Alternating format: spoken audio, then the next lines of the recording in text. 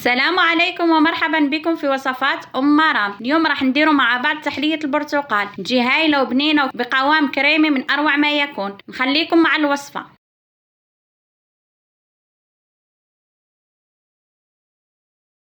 نحتاج في الوصفة عندنا جمغارف كبار مايزينا، كأس حليب، كأس عصير برتقال، كأس كريم شانتي، كأس عصير برتقال، مغرف كبيرة مايزينا وعطر برتقال.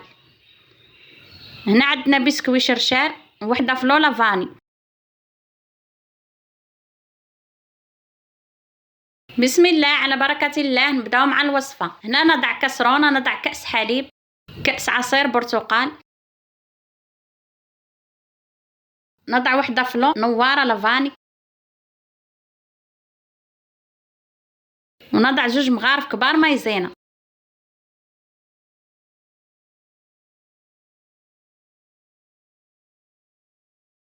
مغرف كبيرة سكر. نحركو كل شي بارد في بارد ثم نضعوه على النار مع التحريك المستمر حتى يتقال معانا الخليط. هنا بعد ما تقال معانا الخليط نضعه في بول،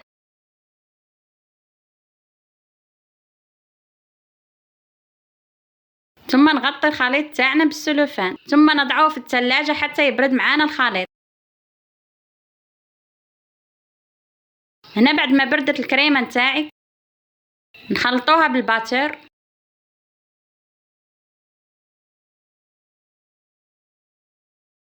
ثم نضع كأس كريم شانتي، نخلطوا الكريمة نتاعنا بالباتور حتى تطلع معانا الكريم شانتي.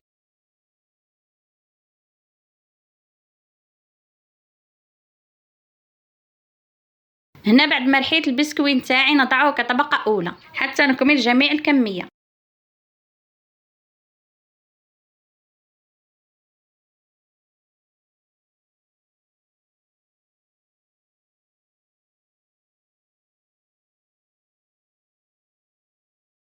هنا نضع الكريمة نتاعنا في لابوش ونضعها في كؤوس التقديم على هذا الشكل حتى نكمل جميع الكمية.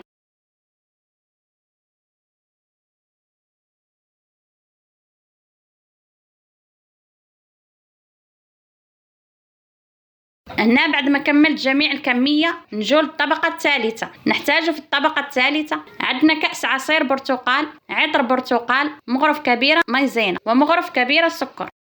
هنا نضع العصير البرتقال في كسرونة، نضع مغرف كبيرة سكر ومغرف كبيرة مايزينا،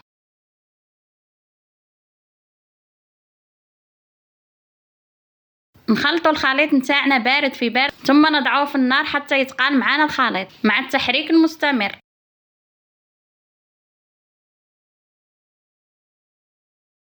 هنا بعد ما تقالت الكريمة نتاعي نضع قطرات عطر البرتقال ونحرك.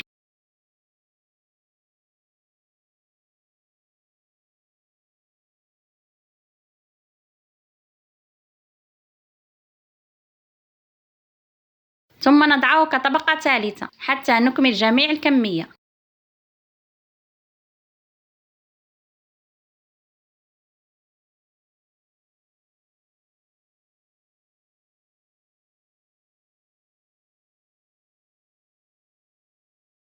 هنا بعد ما كملت جميع الكمية في هذه المرحلة التزيين يبقى اختياري. هنا نقطع برتقال على شكل دوائر ثم نضعه على التحلية مع حبات سوغيز حتى نكمل جميع الكمية. صدقوني هاد التحلية تجي من أروع ما يكون. نتمنى تعجبكم وصفة اليوم، وإذا عجبتكم الوصفة لا تنسوا الضغط على اللايك والاشتراك في القناة وتفعيل الجرس ليصلكم كل جديد. دمتم في رعاية الله وحفظه، بوصفات أخرى إن شاء الله. مع السلامة.